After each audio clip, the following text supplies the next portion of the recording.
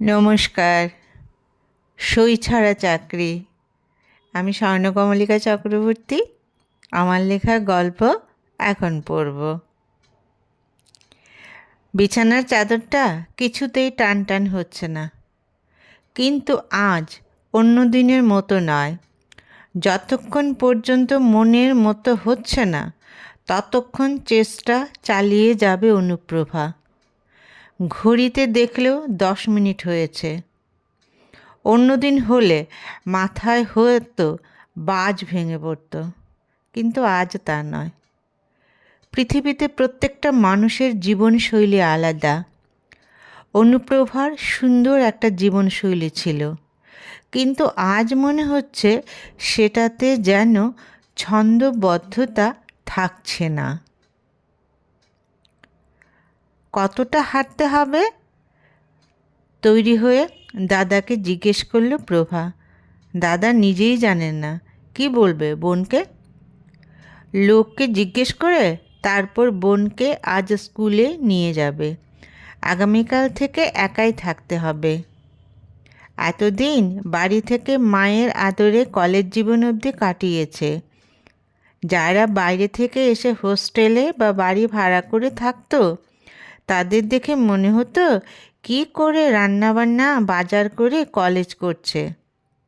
সে বোধহয় এভাবে থাকতে পারত না, মানে বোধহয় পড়াশোনাটাই বন্ধ হয়ে যেত। কিন্তু এই যে পাশ করার কিছুদিনের মধ্যেই চাকরির অফার এসে পড়ল, তখন মনে মনে একটা মানসিক প্রস্তুতি নিয়ে রেখেছিল, এবার বেরোতে হবে। ওরা থাকতো শহরে, শহরের কোনো স্কুলেই পোস্টিং পাবে না, এটা স্বাভাবিক। তাই কাগজপত্র জমা দেবার পর যখন পোস্টিং এলো অনেক দূর, মা বলল এবার তল্পিতল্পা গোছাতে হবে। চাকরি পাওয়ার আনন্দে তখন মাতোয়ারা, তাই এই ব্যাপারটা মনেই আনলো না প্রভা।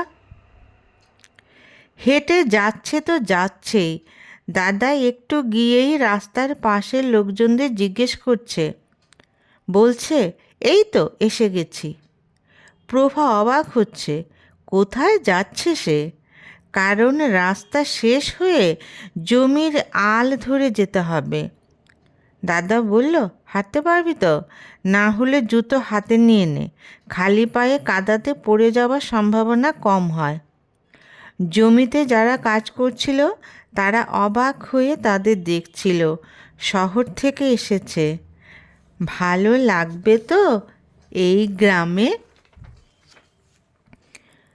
প্রভার মনে হচ্ছে এই রাস্তা মানে আলকি ফুরবে। ওর হাঁটতে সত্যিই কষ্ট হচ্ছিল। একে তো প্রচণ্ড রোদ, তার উপর সরু জমির আল। ছাতা সঙ্গে আছে, কিন্তু ছাতা ধরে ব্যালেন্স করে হাঁটতে পারবে না, তাই ছাতা ব্যাগেই রয়েছে। দাদা বলল, ওই দেখ দূরে বেড়ার ঘর কতগুলো দেখা যাচ্ছে, মনে হয় এটাই স্কুল হবে। সত্যিই তাই, এটাই স্কুল। কাছাকাছি যাদের বাড়ি তারাই এখানে পড়তে আসে। তাদের স্কুলের পোশাক আছে, কিন্তু কারোর পায়েই জুতো নেই। এটাই তাদের কাছে স্বাভাবিক। অস্বাভাবিক লাগছে ওর। সে সত্যি ওর জীবনে এমন জুতো ছাড়া ছাত্রছাত্রী দেখেনি। কিন্তু সে ঢুকবে কি? সমস্ত বাচ্চারা ওর পিছু নিল।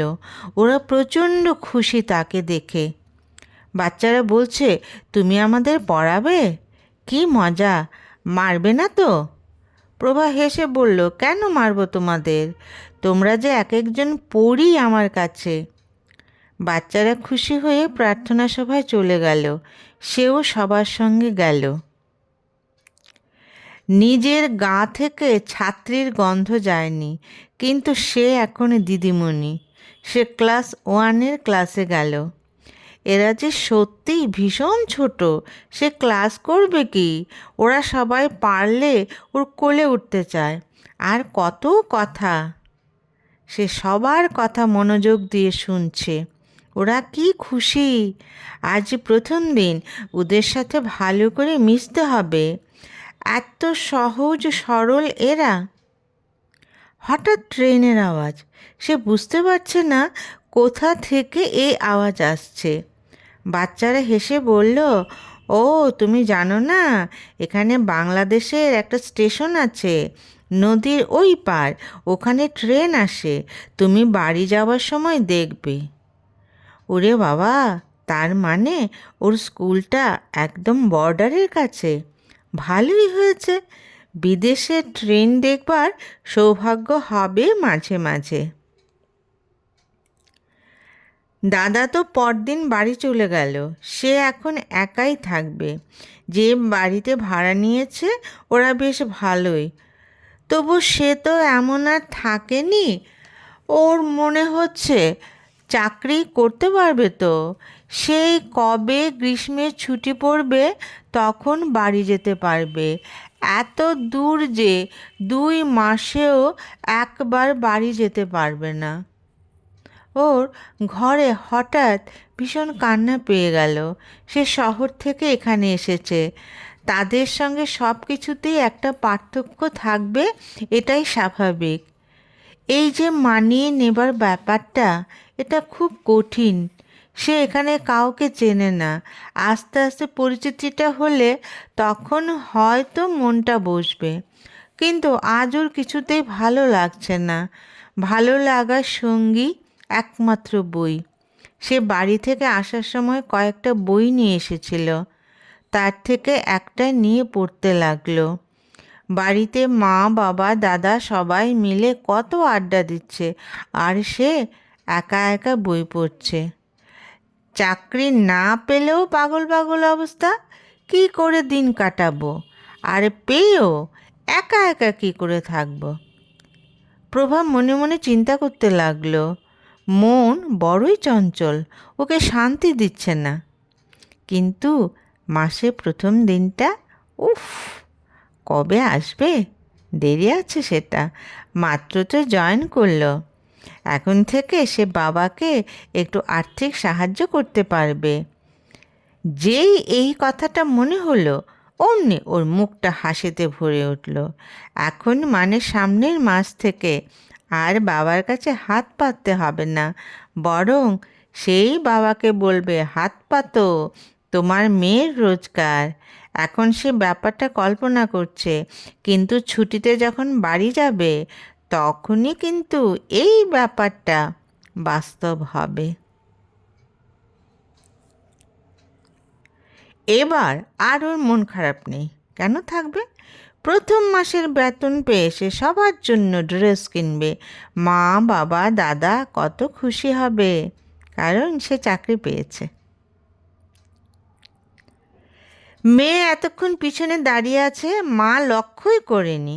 মেয়ে বলল, কি গো, আজ এতক্ষণ ধরে মনের মাধুরী মিশিয়ে বিছানা গোছাচ্ছ, কি ব্যাপার? অনুপ্রভা হেসে ফেলল মেয়ের কথা শুনে। বলল, আজ আমি কোনো তাড়াহুড়া করব না, আস্তে আস্তে সুন্দর করে সব কাজ করব। মেয়ে হেসে ফেলল মায়ের কথায়, বলল, ঠিক আছে, কিন্তু সকালের চা তো এখনো কেউ পায়নি, সেটা তো করতে হবে। বাবা কখন ঘুম থেকে উঠে বসে আছে, বলছে, কিরে তোর মায়ের আজ কী হলো, উপোস টোপোস করাবে না তো? নিজেকে কোথায় নিয়ে গিয়েছিল অনুপ্রভা?